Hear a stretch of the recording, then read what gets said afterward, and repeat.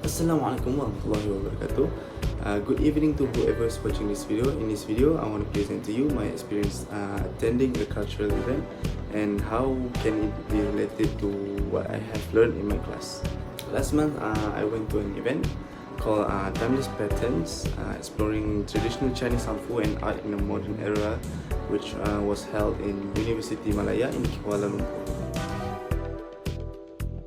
The objective of this event is to highlight and preserve the historical and cultural significance of Hanfu and traditional Chinese art, emphasizing their relevance in modern society. It was also to educate the public about the history, symbolism, craftsmanship of Hanfu and its connection to Chinese art, fostering a deeper understanding and appreciation of Chinese culture. One of the topics that I've learned in my class was about Hofstede's 6 dimensions of culture. First, power distance, which measures how much less powerful members of a society accept that power is distributed unequally. High means they have hierarchical structures where subordinates are expected to follow higher orders without much questions. For example, Malaysia and Mexico. While low means people are more likely to question authority, like countries like Denmark and Sweden. Second, individualism versus collectivism. This examines whether people prefer to act as individuals or as a member of a group. The third one is masculinity versus femininity. This refers to a society's orientation towards achievement, competition and material success, which is masculinity, and care, cooperation and quality of life, which is femininity. And the fourth one is uncertainty avoidance index. This indicates the degree to which people in a society feel comfortable with ambiguity and uncertainty. The fifth one is long-term orientation versus short-term orientation. This measures the extent to which a society values long-term planning, perseverance and thrift versus short-term gratifications and respect for tradition. And the last one is indulgence versus restraint. This looks at the degree to which a society allows relatively free gratification of basic human desires and regulates it through strict social norms. This is Trompenaar's 7 dimensions of culture. The first one is universalism versus particularism. Universalism is a culture that emphasizes rules, laws, and standards that applies universally to everyone. For example, the US and Germany. On the other hand, particularism is a culture that focuses on relationships and unique circumstances where rules may be bent depending on the context, like countries like China and Russia. The second is individualism versus communitarianism. Individualism is a culture that prioritizes individual goals, achievement, and autonomy, like the country of US and UK.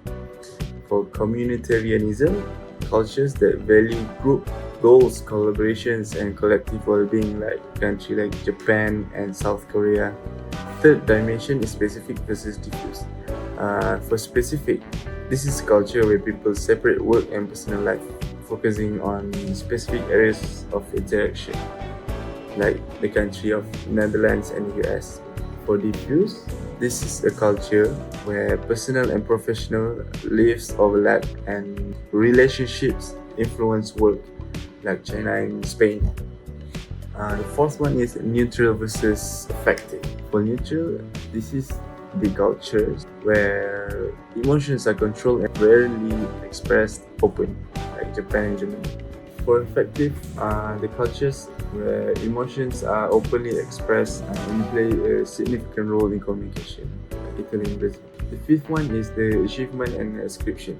Achievement is a culture where status is earned through individual accomplishments and competence, like US and Canada. For ascriptions are the cultures where status is attributed based on factors like age, gender, family background, and social connections, like India and Saudi Arabia. The fifth one is time orientation, sequential versus synchronous. Sequential is the cultures that view time as linear, focusing on punctuality, planning, and a step-by-step approach, like US and Germany. For synchronous, a culture that view time as flexible and cyclical, allowing multitasking and adapting to changes like Mexico and South Korea.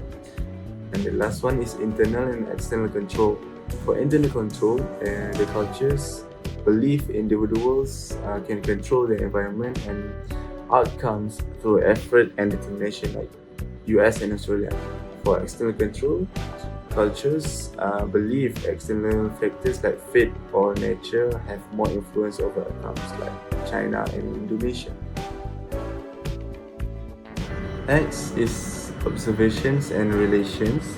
This is what I can relate from what I experienced going to the event and from what I have learned in my class. First of all, for power distance. In ancient China, Hanfu showed their rank and status, like for example, emperors wore yellow and dragon designs, while common people had simpler clothes. This shows that Chinese culture had high respect for hierarchy and authority.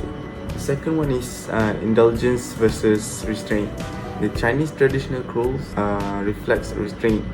The designs are elegant and thoughtful, showing discipline rather than wild and flashy indulgence. The third one is specific versus diffuse. Between these two, I think the designs on Hanfu have deep meaning.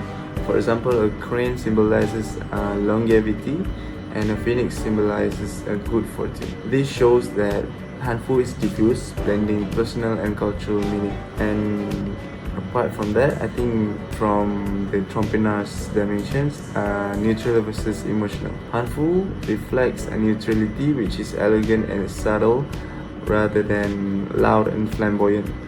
It shows emotions indirectly through symbolic patterns like flowers and animals. These are the key takeaways from the event. First, the cultural revival and awareness from the event.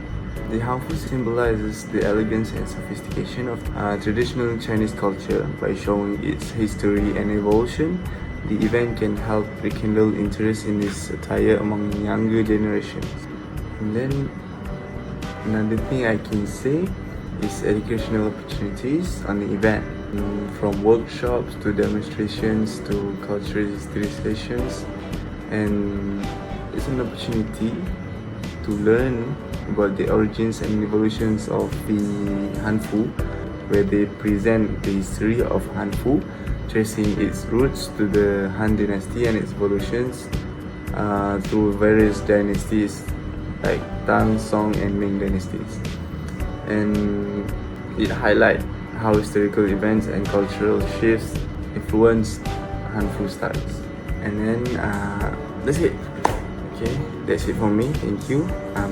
It's been me, Farhan bin Sazali. See you when I see you. My life be like, yeah. My life be like, yeah.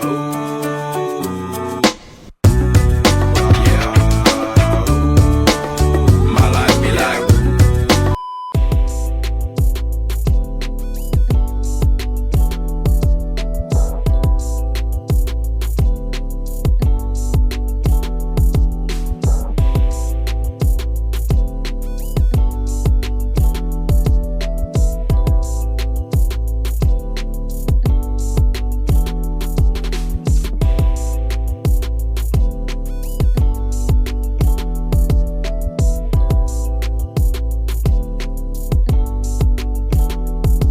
But it's getting colder lately. Behind the scene. Behind the scene.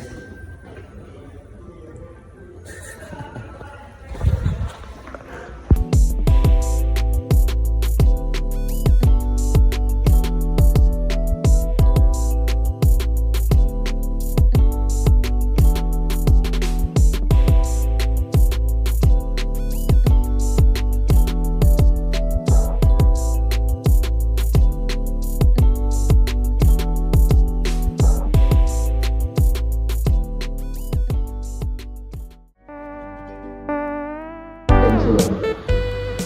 So terima kasih yang datang. Ini adalah projek-projek high quality. Mudah Audi mas. Ini projek ni bernilai RM50 million. Betul nak tahu lah. Siapa yang nampak, maksudnya dia sudah jadi. So yang tak nampak tu, rezeki. 我要写为了历史而可以画有的，我妈也写，我学老师邓生豪，我是谢谢，我要不要往谢谢我们还是了爸爸妈妈，谢谢。 Sikit lagi nak jatuh lah ni. Hujung lah. Okey lah. Dekat saya, dia dekat saya. Tak, bukan dekat bukan lah. Sini neutral ni.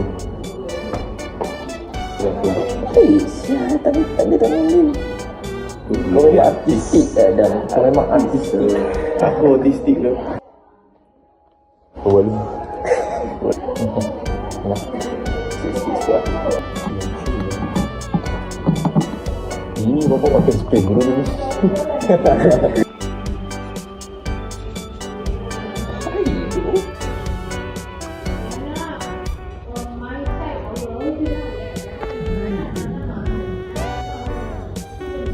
Hey.